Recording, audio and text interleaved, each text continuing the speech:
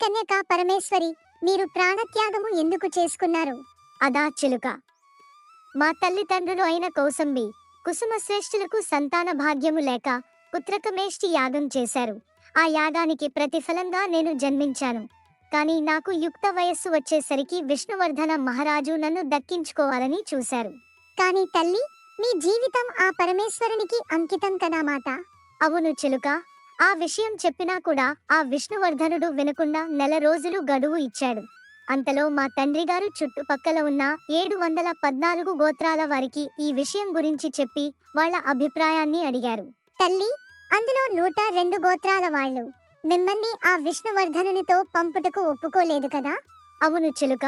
మిగిలిన 612 గోత్రాల వాళ్ళు నన్ను ఆ రాజుతో పంపకపోతే ఆ గ్రామాల మీదకి దండెత్తి అందరినీ చంపేస్తారేమోనని భయపడ్డారు. అందుకే నేను ఆత్మర్పణ చేసుకున్నాను.